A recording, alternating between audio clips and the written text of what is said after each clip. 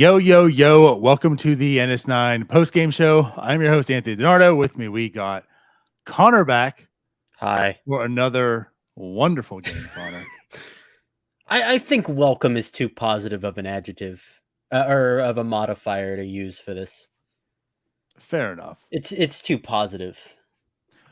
Well, Pirates lose today 5-2 in LA facing the Dodgers, which, I mean, granted, we figured, it's the Dodgers. It's going to be a tough matchup.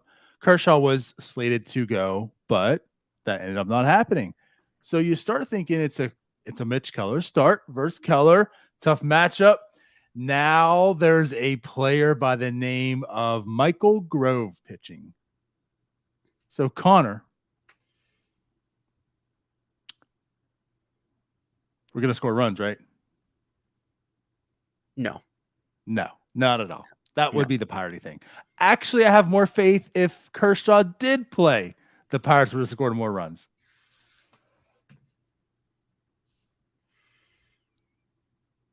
You're thinking no. I'm not thinking anything because there's like next to nothing in this game to talk about. So I'm just going to complain. Well, let's definitely talk a little bit about this game here. I want to start with Mitch Keller. Mitch Keller did look pretty good the first inning there, right? So you thought things were going to go well, and then that's when things started to come apart for Mitch Keller. Was getting hit pretty hard. Now, Mitch Keller's final stat line, like not awful in the sense of like 5 innings. He had 7 strikeouts. He also shouldn't have been assessed 4 earned runs. That the Santana had 2 errors today. True. One efficient error. The other one was a bad bounce, but that's something that Santana typically gets. I look at this like the A's. He had like a one really, really off game against the A's. I think it was today. Really, really off game for him. 2 fielding and like this one bad throw to second base he had also. But yeah, I'm with you. It didn't cost them, but I noticed that. Yeah. So I'm with you. It was five runs in total, 4 earned, but not the best defense behind him. Granted, not giving excuses. He was hit and hit hard. He did have 8 hits in the game in those 5 innings. He didn't really have control. The breaking stuff at times didn't look sharp. He threw a few really good sweepers in there. He had what? At least did he have 7 Ks? Yeah, 7 and 5. Yep. Yeah, 7 strikeouts. So the swing and miss was there. But his command was just kind of all over the place in the middle innings tonight. I think Dale's kind of saying it pretty decent here. Keller was not great, which he wasn't, but he wasn't bad. Certainly not 4 earned runs bad. And that's how I look at it. Like it was just one of those games. It was off, but he fought through and he still gave the Pirates a chance to win. Kind of. Maybe not this Pirates team, but a normal Major League Baseball team with a pretty confident offense that doesn't show up just in the 8th inning on most nights, a chance to win. So, yeah, not the best outing from Keller, but certainly not the worst. Right. And the bullpen guys that came in did their job. You know, that AJ Bucks put it tonight. Yuri looks good. I'm watching him pitch through his limited amount of appearances so far. I'm kind of mystified as to why he was as bad as he was in AAA this year. Let me pull up his line in AAA. Yeah. I guess while you're doing that, I agree with you. Like, I know the line wasn't great, and he was. Go ahead. He had a 6.65 ERA in AAA Indianapolis this year through 21 and 2/3 innings pitched. You know, he was giving up 16.6 hits per 9, a 10.8 strikeouts per 9, walking 5, giving up nearly 2 home runs per 9. I mean, whip of nearly 2.5. I mean, he wasn't good. He was bad. Yeah. And that was like the disappointing part. You felt he was going to be part, maybe not a staple, but certainly a part of this bullpen this year.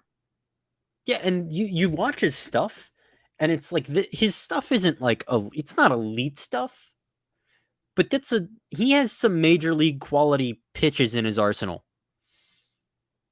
You know, that backdoor sinker that he threw to, who was it? I don't even remember, for the strikeout. That That's the stuff. You see that and you're like, why was his line so bad at AAA? Right. So, I mean, if you can continue to get this, I don't mean, obviously, he's not going to be what? He's not going to give you a 1.13 ERA, which is what it was coming into the day, and even lower now. That you're not going to get that for the rest of the season. But if you can get like a 4 ERA out of him, which I certainly think this stuff is capable of providing, that's a win. I'm with you. He was intriguing last year. You wanted to see him in the bullpen, and he did.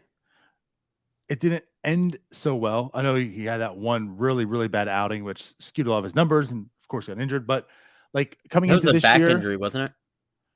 I can't remember off the top of my head right now. Or was the back injury Bednar? Or were they both back injuries? It could have both been. Bednar was definitely a back injury. De Los Santos, I can't remember. But either way, you felt he was going to come in this year. You know he was going to start in AAA, but he was going to earn his spot up here and be part of this, bullpen for the rest of the way. But you're right. Like Especially the AAA numbers were terrible. With all the injuries we've had this year, it's kind of indicative of just how bad he was at AAA that he was not here. Especially with not even just how injured they are, but even when the bullpen was fully healthy and pitching kind of well, the Pirates just could not fill those last 3 spots. I mean, they tried and failed with DeYoung, Underwood, Zastrisny, Bolton. Right. I mean, it was those last 3 spots were bad. And he couldn't earn his way onto those last 3 spots that were not major league quality pitchers occupying those roles. No, like you had zero argument for him. Zero argument for how bad he is. Didn't. And honestly, I'm kind of shocked he's here right now. Like that's just how bad he was. It's kind of shocking, even with how bad it is, that he's here right now. Albeit, there's very limited options. And now that he is here, I'm kind of with you. How was he this bad? I'm not saying that he's elite and he's good. Like you said, he's at a 0.09 ERA right now. We're not asking for that. But like the eye test, you look at him, he's pitching pretty well. How is he that bad? You said the numbers, 16 hits per 9? How? Yeah. Over 16. Yeah, almost over 16 and a half, 16.6. Right. So either way, good, solid outing for him as well. If there was going to be a chance for this Pirate team to win or at least come back of some sort, Yerry De Los Santos does go 2 innings, so multi-inning outing for him. Just 1 hit, 2 strikeouts, no walks. Look good. Very good Dodgers. Lowers his ERA to 0.90. Right. So very good lineup. He does his job. And then to carry over, like you said, with Money Moretta, he comes in and he does his job too. I don't know what to make of this dude. He's interesting. Yeah. 1 inning for him, 1 strikeout. I knew this was coming, his first outing of the season. It was, he just, you could see the stuff, but oh my God, the control. He lives or dies by it. And he'll just go weeks where he just does not have it. But then he goes weeks where again, like that whole month of May, completely dominant, outstanding stuff. And it's kind of been a mixed bag since. But, he has that in him. And I think that's just what he's going to be. He's just one of those frustrating relievers, which I think the Pirates have all of them in Major League Baseball. Right? But like the talent, there's definitely talent. Just if he can find a way to hone it and put it all together, but he's just probably not. I think this is what he's going to be. And it's okay.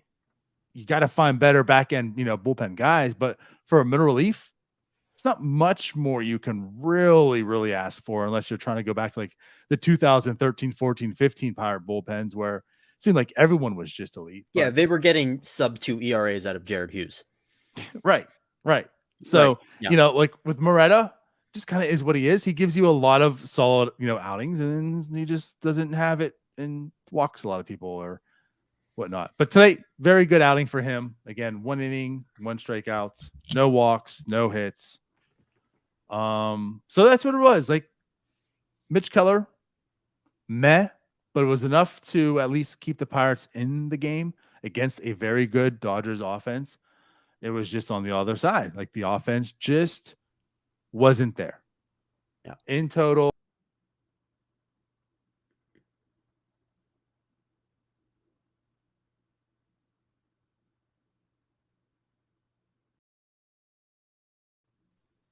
I also not there. First time I did that on you. I've done that at the gym, I think, twice. Anyways, Pirates offense in total, 7 hits, 4 walks, 8 strikeouts. Someone said in here earlier, like they had a chance, bases were loaded. They had a chance, bases were loaded. Austin Hedges hit a sac fly. Some positive stuff there. Austin Hedges also had a single today. Oh, well, I'll get out the fine liquors and we'll just have to toast to that one then. Let's do it. We should be getting out the hard liquors because Josh Palacios, what are we doing? What are we doing? He's not good. He sucks. He is the definition of expendable player. And this is for the first time in what feels like forever, and like I think only 5 times this season, we've seen the same lineup multiple days in a row. You know, I don't know if the number is actually 5 or not. The point is it's been low. They tinker with this lineup so damn much, and Palacios hitting leadoff is probably the worst example of how much they tinker with this lineup, because in no universe is Josh Palacios a leadoff hitter. In no universe do you give Josh Palacios the most at bats on your team. Fully agree. Absolutely what are we agree. doing? What are we doing? He is a guy that I didn't have much interest in. He was tearing it up in AAA. Didn't think he was going to do much. And I give him credit. He's been better than I thought. I thought he was going to be. I thought he was going to be Anthony Alford 2.0. That's fair. Less athletic. I really, you know, at least the quality of the play. Yep. And he's been better than that. Granted, yeah, like it just is what it is, right? Like this is I keep like the Josh Van Meter effect. You can't blame him. He is who he is. It's the player deployment. Right. Josh Palacios doesn't decide that he's hitting first every night. Exactly. And starting in left field or right field almost every day. Right. Right. So that's just like that effect. Like it's not his fault. You shouldn't be mad at him. I at least again, I appreciate he's a grinder. Like I appreciate what he does mentality wise, but he's just not a good baseball player. And that just need those people on this team. There's so many lineup and player deployment decisions that have just been, even with the meager amount of pieces that they have. And I understand, you know, people who go, well, you know, it's not Shelton's fault with what he's been given. And it's not. He has been given some dog shit. Right. Let's not mince words about this. But Josh Palacios hitting first is just not the play. And Shelton absolutely has a hand in making those decisions, along with several other people, including the GM and the analytics team. But Palacios hitting leadoff and Jack Sawinski hitting third is just nonsense. Changing the lineup every day is nonsense. I'm with you. You shouldn't have your 3-hitter who has a 576 OPS against left-handers, who you need to pinch hit for in the 7th when they bring in their left-handed reliever, or you just don't because, you know, I guess you'll just let the 576 OPS guy hit against the pitchers that he has 576 OPS against. Hit third. He's hitting, what, 215, 212, 210? Doesn't matter. That shouldn't be your 3rd hitter. Yeah, 229 right now, just FYI. Still.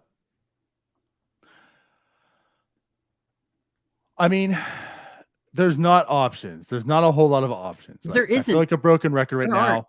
It's one of the issues right now. There's not a whole lot of options. But with options given, I'm with you. Palacios isn't the one you check the box on and say you're probably batting leadoff. Because here's the problem too. Like I feel like the sandwich, right, where the two ends meet. Austin Hedges is your 9 hitter, right? And that's a black hole. We understand that. Yeah. And then the one lineup turns over, it's Palacios, who also is kind of a black hole. To be honestly, he really is. It sucks because the Hedges problem has been so beat to death over the head with like a 2-ton wooden club that I don't think we appreciate enough that he is like currently on pace for like the 4th worst offensive season since 1871 from a catcher who's appeared in 100+ games. Correct. That is currently what he is on pace for. But and like, segueing that into Josh Palacios is crap.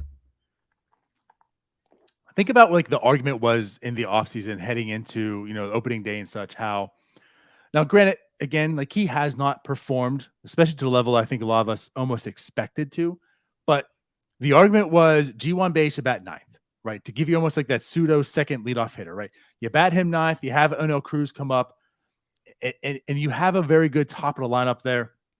And what we're doing right now is we have, instead of Bay and Cruz, you have Hedges and Palacios. Huge difference. So then when you have guys like Reynolds and Sawinski is your next guy up, right? There's not a whole lot of options there. There's not a whole lot of people to get on base.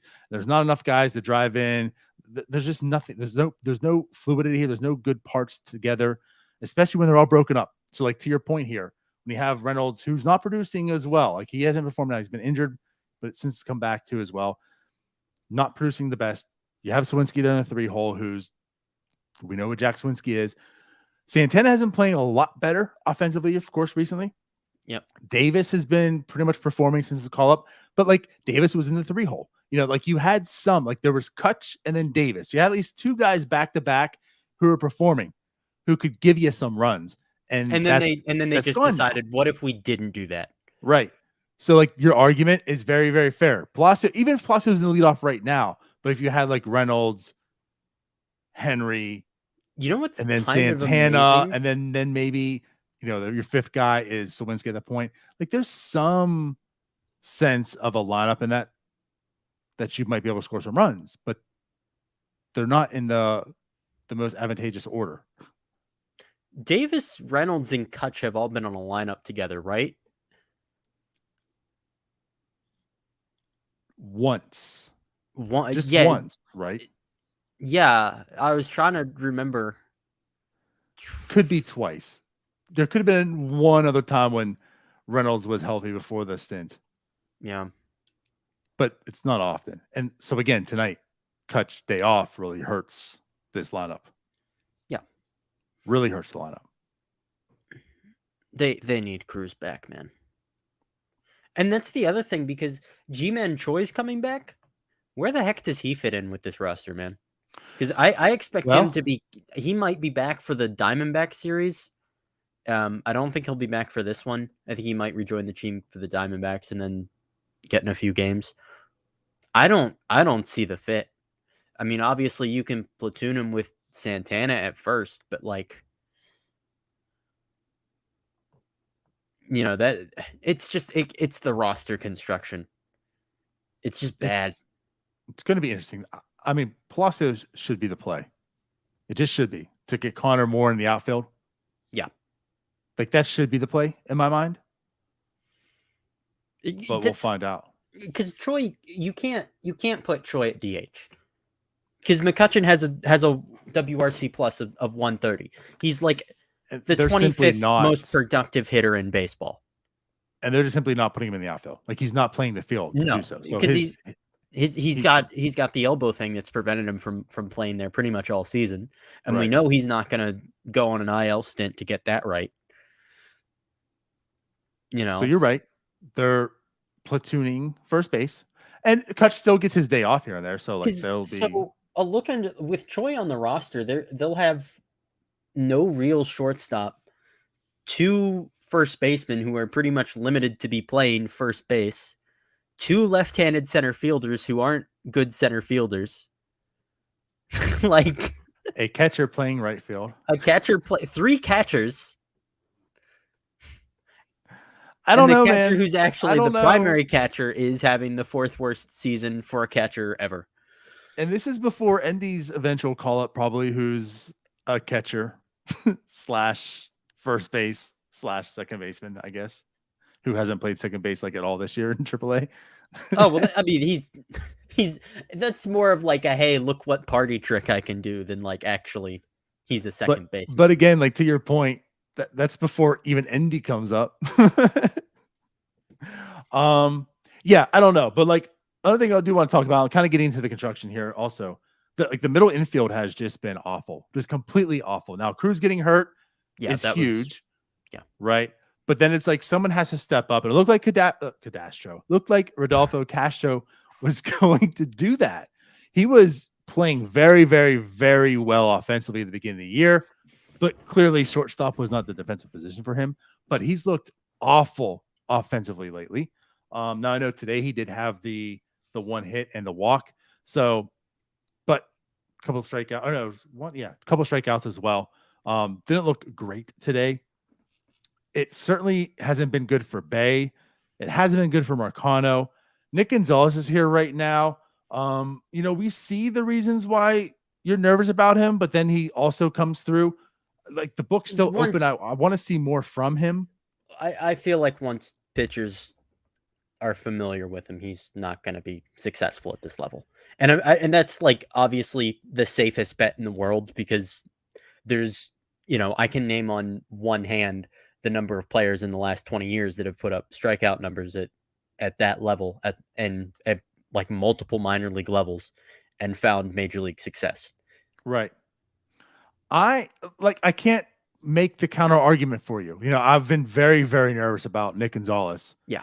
For some time, and especially this year. But I will definitely give him the benefit of the doubt, because who else do you got? To just like this time of the year, he gets better. So I don't know if there's just like this huge learning curve for him that's way more than everyone else, that he just looks completely awful, the strikeout rates, and then they kind of normalize. Or just like it is what it is. But whatever. What I'm getting to is he's here for now. And with how poor the three I just mentioned, Castro, Bay, and Marcano, you got to see what he's got. I'm cool keeping him here. But those other three, now granted, also Bay's on the IL for now, but those other three, like they all can be sent down and away from this team for all I care. I'm truly at the point, and we talked a little bit about it today on Starbucks, but like I'm truly at the point where, is it Peguero season yet? Like it might just be, let's have Peguero and Nick Gonzalez on this team. I don't know if I can see them calling him up in case like he's needed for, if there are any wild injury problems, he's the guy. Mm-hmm. At this point, I don't think they're going to repeat with Chris Owings. I don't think they're going to, turn to Aaron Shackelford, who's more of a first baseman / corner outfielder. Right. I know. I think he's played a little bit of second. They could, but I don't think they will. Now that said, if there aren't any more injuries, I think we don't see him until the trade deadline. That's fair. Because the other point to that is Brian Hayes is also on the IL. He should be returning probably as soon as that's up with. Triolo can play short and second base. Yeah. So again, I say that because middle infield, like they have not found anybody yet with the Cruz injury who looks like part of the future in the middle infield, with all the middle infielders that like Ben Cherington has acquired so far. I don't see anything as of yet. So Nick Gonzalez is the next man up right now. I think he deserves and should get an extended period of time to see what he looks like and whatnot. But Peguero is tearing it up, and he might be given his chance soon too. But yes, to then spin this to the Triolo talk, I think also it could just be him, right? Bay still could be, or Bay's on the IL. Castro or Marcano could be option as well when Hayes comes back to give Triolo that opportunity to play around the diamond. Let's talk a little bit about him. So he did go 1-for-2 today with with 2 walks. He's looked fine to me. Like I can't say he's looked really, really good, but he's not looked bad. He looks fine. I mean, he looks like a major leaguer. Says more a lot of people we just talked about. But you're right. You're right. I mean, he's not exciting. He's not. There's nothing to like entice you to think there's any kind of remotely high ceiling there. You know, he's not barreling the ball. He's not hitting it hard. You know, he's fine. That's like, honestly though, that's one of the biggest compliments we've given plays- on the show about half this, more than half this roster. He plays good defense. He does. But that's. I hate to loop back to this, but it's just been burning a hole on me. Last year, Diego Castillo was nothing. Just getting this out of the way. He was absolutely nothing. He was, I don't even quite remember how we got him. That was part of the well, it was Hoy Park. Yeah, that was the Clay Holmes. Clay Holmes. I kept wanting to call him Chris Holmes, and I knew that wasn't right. So he was part of the Clay Holmes trade, and both those guys were nothing. Diego Castillo, we saw his plate approach completely disintegrate. Around this time last year, he just started to pull the ball incessantly, totally in vain. And all of its hits were home runs, but at the cost of like a .50 batting average. Right. Rodolfo Castro is trying to pull everything. His approach has completely disintegrated. Yes. You've made me sad, but wow, yes. He's turned and Andy Haynes didn't help either of them. I find it very unlikely that that a wide selection of players just aren't listening to the guy. Yeah. He just doesn't have anything useful to say. That's a whole other topic for a whole other show. I'll put it that way, because we can go down a rabbit hole about a lot of the coaching and such. But I'm with you. Again, we don't have to even go. I think everyone is kind of at the point with just, Andy Haynes, he's got to go. I'm so tired of watching every single player on this team regress. Right. The one player that you could say definitively that Andy Haynes, maybe played a role in making better was Daniel Vogelbach. And that's exactly the kind of player that Andy Haynes and this organization just love. Take a whole shit ton of pitches. And I think he's doing even worse in New York. That approach. But either way, yeah, it's rough. I'm so tired of watching because we saw it tonight where it's just they're just taking so many first pitch strikes. Mm-hmm. And people are just grooving fastballs on the outer half of the plate because they'll take it. They know. Everybody knows. Right. And to a point, that was a lot of the praise with Castro. Like, and it still is to this day. He was a free swinger, and he's been walking more. He's been more patient. But yeah, at this point in time, like, he looks lost at the plate though too. Like, he just looks atrocious, which is also why I feel I'm cool and comfortable with him being demoted. Yeah. But again, like, you cannot try out this offense. You cannot try this lineup. And the problem is that there are just a lot of guys that to be fair, were not expected to be hitters. Rodolfo out of that group was the guy who, like, all right, you've showed me some tools. You're a completely unheralded prospect, but you've showed me tools to tell me that you could, at the very least, be an everyday major leaguer, or at least a bench guy. It wasn't really clear what his potential was, but you could see a plus bat at second base in there if you squinted hard enough. Yep. And the problem is that absolutely none of the guys like that, not Marcano, not Bay, not Castro, have gotten any better. None of the guys that have come through this organization under Andy Haynes like that have gotten any better. You don't have one success story out of all of the misfit toys with, a potential or a tool or a skill that you like has gotten better. True. So that's pretty much the state of this, again, like this offense. And that's what we go to. I understand Palacio still isn't the answer, but there isn't a whole lot of options, and again, outside of Santana Davis, Nick Gonzalez, Rodolfo Castro, Triolo Hedges. It's rough. So with Troy coming back, I don't know if he helps out. I mean, hey, today Kutch gets a day off. Troy's at DH. Maybe that extends the lineup a little bit. We're not even sure what he is yet. Now he's been playing fairly well recently, but like also again, he was one of those guys that you lump in with Kutch and Santana that you hoped were going to be pretty good this year, but the bats regressed. So we don't even know what Troy is. You're hopeful that he comes back and he's a productive player, but he certainly also could just not Because be. he had the elbow thing in the off season, and then the Achilles sprain. Yeah. So it's just he didn't get much spring training. He didn't get much in season play. So I'm just like I feel like I just haven't seen him at all. Nope. But you're hopeful that he can be productive. Even if he is productive, it's kind of like limited because he's in a platoon role and he's another left-hander.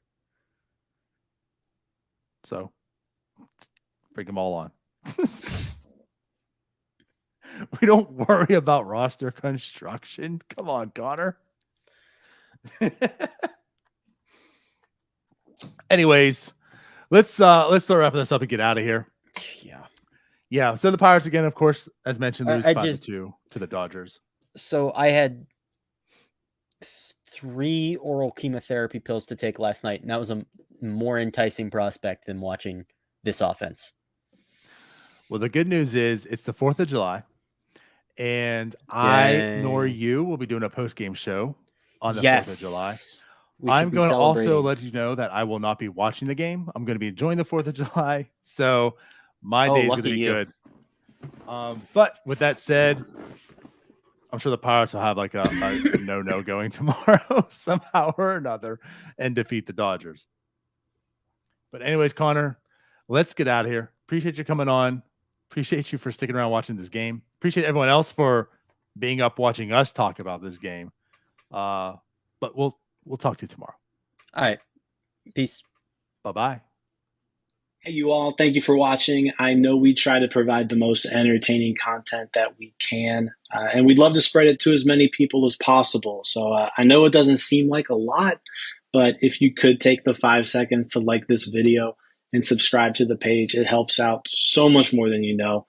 Thank you, and let's go Bucks.